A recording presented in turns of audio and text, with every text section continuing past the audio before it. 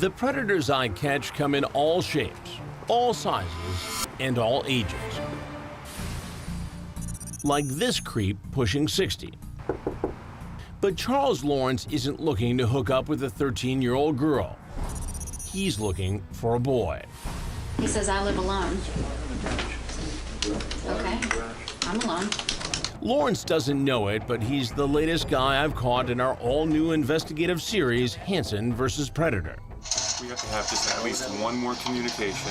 We're working with the cooperation of Fairfield, Connecticut Police and Tetrad Corps, an online predator watchdog group. So that's it. In our sting house, we've hidden more than a dozen cameras. We've even placed a microphone underneath a leaf. Lawrence is well educated and apparently very well off. He lives in Fairfield, a jewel of Connecticut's Gold Coast. He's an accountant. He works as a commercial real estate broker. And get this, he lives only 2,000 feet away from our sting house, a quarter mile he probably wishes he never traveled. Hopefully Lori can get this guy back on the feed. I don't care what she says. Lori from Tetrad is texting Lawrence as our on-site decoy looks on. On social media, Lawrence calls himself an 8x6 guy. The decoy clearly tells Lawrence his age. How old are you? Swear you won't report me? Of course not. 13. But when the decoy reveals his supposed age, Lawrence immediately follows up with what seems to be either concern or some unrecognized intuition. Are you a cop or involved in law enforcement? LOL. Really? Gotta be careful. Yeah, man, I get it. The conversation quickly becomes sexually charged. I had sex with my ex-girlfriend, nothing with a guy. Gotcha. But you like guys better now? Never tried it, but being with my girlfriend was really awkward. Maybe you need a good teacher. Yeah, you know one? You're talking to him. LOL. School is in session. Then the lesson turns even naughtier as Lawrence talks to our decoy about hardcore gay porn. Do you watch porn? Yeah. What do you like to watch? Yeah, what do you like? Mostly gay porn and some bi porn. But the exchange gets so graphic, we can't reveal the remaining text. Finally, Lawrence arrives, and the sting is on. How you doing? Good. Just come in.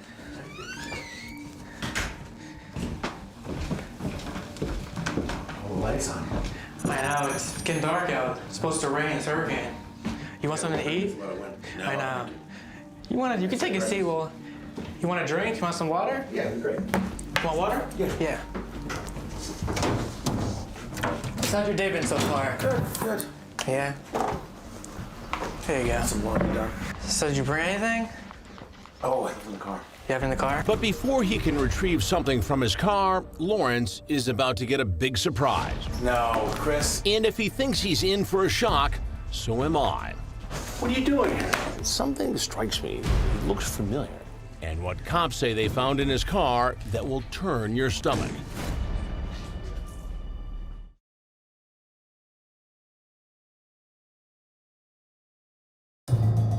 Charles Lawrence is a well-to-do real estate broker in the Connecticut suburbs. How you doing? Good. Just come in. He believes he's come to this house to meet a 13-year-old boy after exchanging salacious text messages like these. Just got out of the shower. How was your shower? About to do the same. Hot and wet, LOL. And hopefully soapy. LOL. But for this agent, there is no open house. And his best sales pitch is about to strike out. I've caught more than 300 predators in the last decade, and some of them even know me from TV. No, Chris. What are you doing here? But this is the first time I've caught anyone who I know. The second Charles Lawrence walked in the door, I thought, I swear I know this guy from somewhere.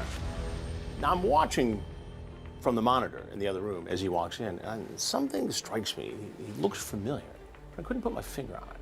And it dawns on me that this was a fellow I had met on the commuter train years ago.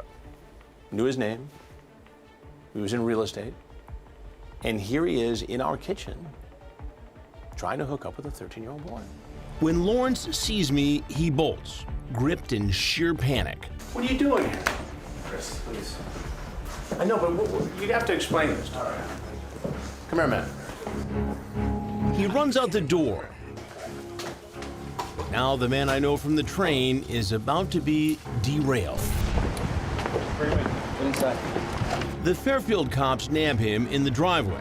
They slap the cuffs on him and take him into the garage. Do you have any weapons? No.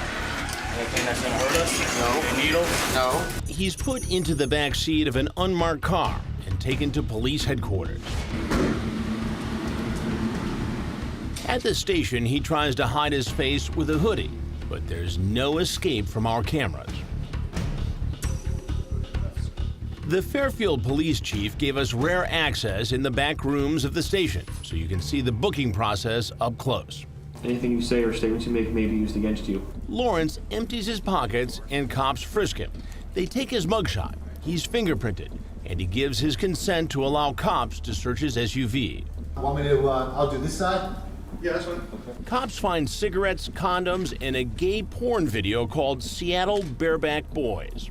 Lawrence is taken into the interrogation room. He signs away his right to remain silent. You know, I mean, Chris Hansen is actually, I know him, he's a friend of mine.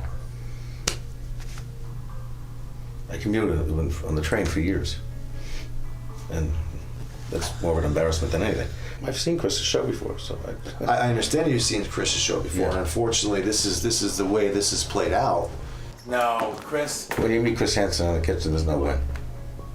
Is it your understanding you were going there to see and talk to a 13-year-old? No. No. Okay. Well, that's kind of why. That's kind of why. My intention at all. I would never do that. But the detective tells him he had to know he was doing something wrong. There would be no reason for you to ask this then. Right. Are you a cop or involved in law enforcement? They respond back, laugh out loud, really? And you write back, gotta be careful. Right. I would never. They write back, yeah, man, I get it.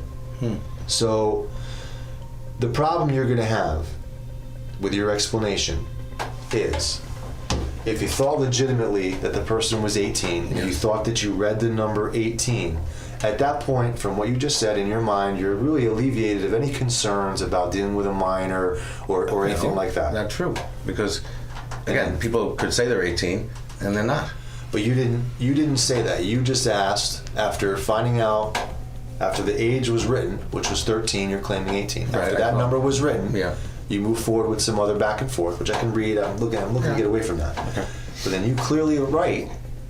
But I Are do you that law with enforcement or a cop? I do that with everybody because I don't understand why be in trouble with anybody. I don't understand why you would write that or be concerned about that if in fact you thought you read the number 18. 13, I would have shut it right down. I would have blocked him right then and there.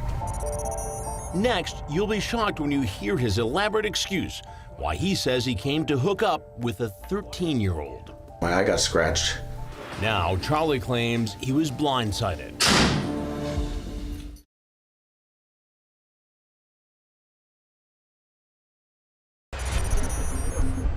Charles Lawrence is old enough to be this kid's grandfather. Yet he exchanged some raunchy text messages offering to teach the young boy about sex. I had sex with my ex-girlfriend, nothing with a guy. Gotcha. But you like guys better now? Never tried it, but being with my girlfriend was really awkward. Maybe you need a good teacher. Yeah, you know one? You're talking to him. LOL. School is in session. And you won't believe his explanation for trying to hook up with a 13-year-old. He blames it all on his eyesight. I thought he told me he was 18. Okay. Okay, so you thought you were meeting an 18-year-old. My eye got scratched, so I can't wear my contacts, so I'm wearing these glasses. And I was downstairs having a cup of coffee, and my glasses were upstairs. And I'm looking. I thought he said 18. I swear to God, I would never, ever in my entire life meet a 13-year-old. That I can say to my own self, it's disgusting. Okay. All right, that's not, So consenting adults is a different story. I can show you that I was at my ophthalmologist yesterday, an eye doctor, that I have a scratch on my eye as to why I'm wearing these glasses and why I didn't see that correctly. I can show you. I can show you if you want to see. It says 13. I can't even read that. Okay. But I thought it said 18. It says 13. Okay. And that's fine. Some people, they say they're 18 and they're not. The detective's not buying it and explains the charges. The charges are criminal attempt to commit risk of injury to a minor, criminal attempt to commit sexual assault in the second degree, and enticing a minor. The bail is set at $75,000. Lawrence decides not to fight the charges. He pleads guilty. When Crime Watch Daily went to his sentencing at the Fairfield County Court, Lawrence entered through the employee entrance in order to avoid our cameras. Inside, he reportedly told the judge, "I am not a pedophile. I use poor judgment, but I have never seen, used, or downloaded child pornography in my life." He got 8 years, suspended after serving 2 years in prison, and he has to register as a sex offender when he's released. That tough sentence is just fine with Fairfield Police Chief Gary McNamara, who is working hard to keep predators out of his city. That's a pretty stiff sentence for a first-time offender. Well, yeah. Well, some would say it's not stiff enough, Chris. Some would say it's not stiff enough. But certainly that should send the message out that we all know what the intent was, what the reason for the visit was, and he's held accountable for that. No, Chris. We got another predator off the streets. It's still hard to believe it's an acquaintance of mine from the commuter train. Charles Lawrence is now taking a one-way ride to prison.